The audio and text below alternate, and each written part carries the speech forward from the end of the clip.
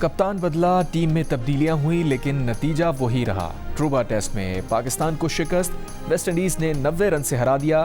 211 runs ہدف کے تعاقب میں پاکستانی اننگز 120 رنز پر سمٹ گئی۔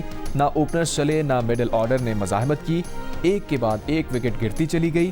8 کھلاڑی ڈبل فگرز میں بھی داخل نہ ہو سکے۔ 71 رنز پر 9 وکٹ گرنے کے بعد کپتان بابر اعظم اور محمد عباس نے 49 رنز کی شراکت بنائی۔ بابر 58 رنز بنا کر ناٹ آؤٹ رہے، عباس 23 رنز بنا سکے۔ West Indian fast bowlers Pakistani batters کے لیے ڈراؤنا خواب بن گئے۔ میچ میں مجموعی طور پر جسٹن گریوز نے 7، جیرن سیلز نے 6، کمار روچ نے 4 اور شمار جوزف نے 3 وکٹیں حاصل کی۔ ویسٹ انڈیز نے 2 میچز کی سیریز میں 1-0 کی برتری حاصل کر لی۔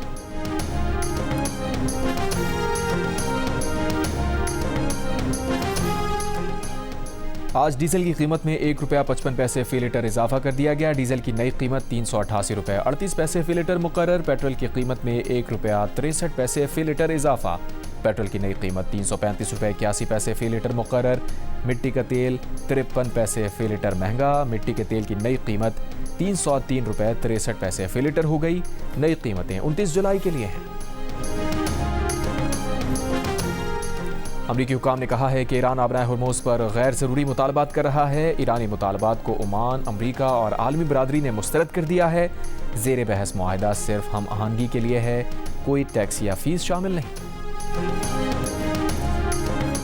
پیپلز پارٹی کے چیئرمین بلاول بھٹو زرداری نے کہا ہے کہ ریاست کو فیصلہ کرنا ہے کہ قومی مفاد اہم ہے یا نون لیگ کا مفاد۔ ایسا لگ رہا ہے ریاست کا ہر فیصلہ نون لیگ کو ترجیح دے رہا ہے۔ وہ قومی مفاد میں ریاست پاکستان کے ساتھ کھڑے ہیں، نون لیگ کے مفاد میں نہیں۔ آزاد کشمیر میں دھاندلی کرانے کے لیے مرحلہ وار انتخابات کا فیصلہ کیا گیا۔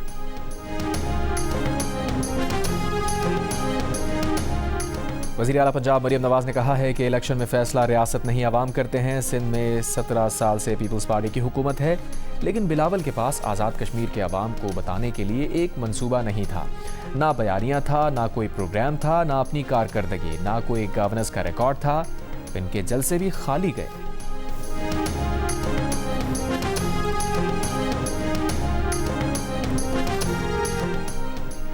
وزیر اعظم کے مشیر رانا ثنا نے کہا ہے کہ آزاد کشمیر میں جو لوگ احتجاج کر رہے ہیں وہ انہی مجاہدین کی طرح ہیں جنہیں ماضی میں ہم نے تربیت دی تھی، اب یہ ہمارے ہی گلے پڑ گئے ہیں۔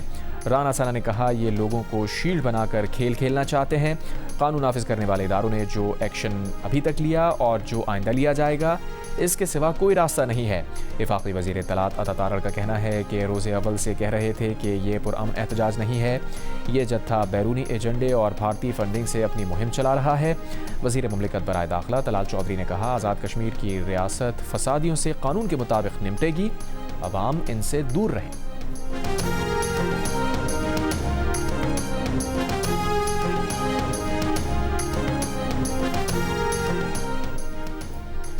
Chairman Peoples Party Bilawal Bhutto Zardari نے کہا آزاد کشمیر کے حوالے سے رانا ثنا کے الفاظ پریشان کن ہیں، ایسے الفاظ کو بہت ذمہ داری کے ساتھ استعمال کرنا چاہیے۔ یہ الفاظ پاکستان اور کشمیر کاز کے لیے بہت بھاری ثابت ہو سکتے ہیں۔ پروگرام آج شاہزیب خانزادہ کے ساتھ میں گفتگو کرتے ہوئے بلاول بھٹو زرداری نے کہا آزاد کشمیر کے لیے میری تجویز تھی کہ سچ اور مفاہمت کا کمیشن بنایا جائے۔ اگر رانا ثنا یا وزیر اعظم آزاد کشمیر کے پاس کوئی ثبوت ہیں تو تحقیقاتی کمیٹی کے سامنے پیش کیے جا سکتے ہیں۔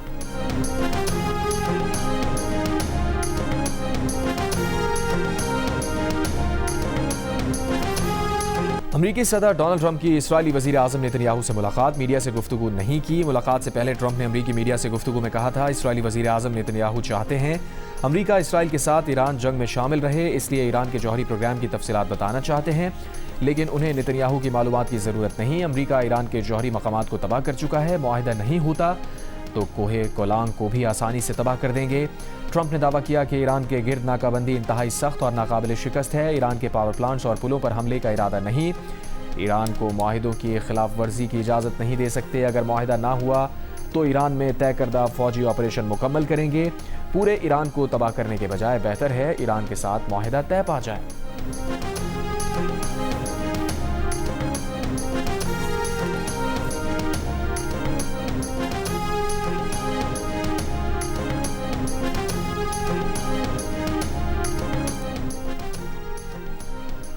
حوثی تنظیم انصار اللہ کا سعودی آئل ٹینکر کو نشانہ بنانے کا دعویٰ۔ حوثی ترجمان کا کہنا ہے بحیرہ احمر میں سعودی آئل ٹینکر کو بحری ناکہ بندی کی خلاف ورزی کرنے پر میزائلوں سے نشانہ بنایا، سعودی آئل ٹینکر کو موڑنا پڑا۔ سعودی ولی عہد شہزادہ محمد بن سلمان کی زیر صدارت جدہ میں کابینہ کا اجلاس۔ یمن اور عراق میں ایران سے وابستہ ملیشیا کی جانب سے تیل تنصیبات پر حملوں کی مذمت۔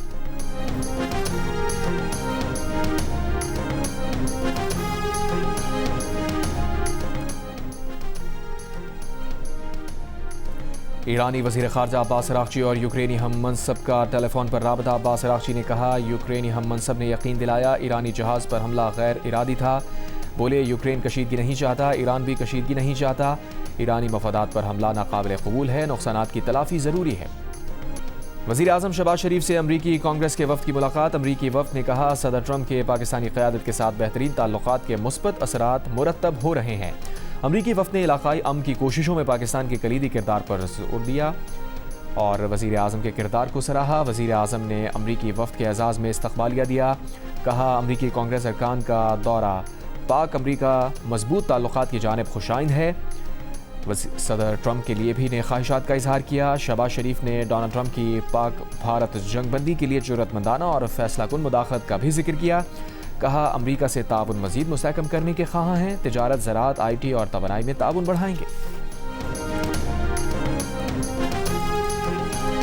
آزاد کشمیر کے سیکریٹری اطلاعات راشد حنیف نے کہا ہے کہ کالعدم عوامی ایکشن کمیٹی میں ایک بڑی تعداد دہشت گردوں اور فتنہ الخوارج کی موجود ہے جنہوں نے انتخابات کو متاثر کرنے کی کوشش کی۔ اس کمیٹی میں عوام کم جبکہ مسلح عناصر اور دہشت گرد زیادہ ہیں۔ اداروں کے پاس اس تحریک میں دہشت گردوں کی شمولیت کے ثبوت موجود ہیں۔ ترجمان آزاد کشمیر پولیس نے کہا کالعدم عوامی ایکشن کمیٹی کے پاس جدید اور خودکار اسلحہ ہے۔ ان عناصر کی فائرنگ سے 5 پولیس اہلکار زخمی ہوئے۔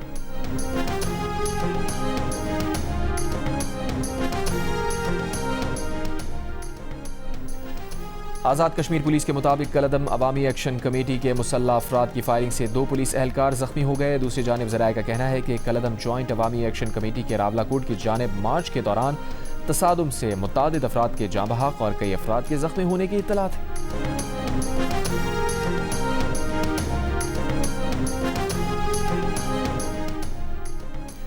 آزاد کشمیر کے سابق صدر سردار مسعود خان نے کہا ہے کہ کشمیر کی آزادی اور پاکستان سے الحاق کے لیے اس دھرتی کے لوگوں نے خون دیا ہے۔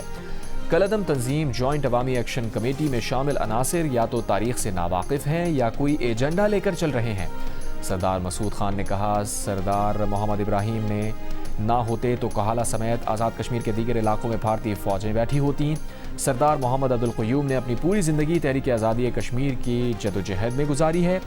اس سے پہلے کالعدم جوائنٹ عوامی ایکشن کمیٹی کی جانب سے جاری بیان میں کہا گیا تھا کہ سردار ابراہیم اور سردار قیوم جیسے لوگوں کے گناہوں کی سزا آج ہم بھگت رہے ہیں۔ ان غداروں نے قبائلیوں کے ساتھ مل کر اپنی ہی ریاست تقسیم کروائی۔ اور پاکستان فٹ بال فیڈریشن نے قومی مینز فٹ بال ٹیم کی اس سال ہونے والے افتتاحی فیفا آسیان کپ میں شرکت کی باضابطہ تصدیق کر دی۔ یہ پاکستان مینز فٹ بال ٹیم کا پہلا فیفا ٹورنامنٹ ہوگا جس میں پاکستان ٹاپ ٹیم سے مقابلہ کرے گا۔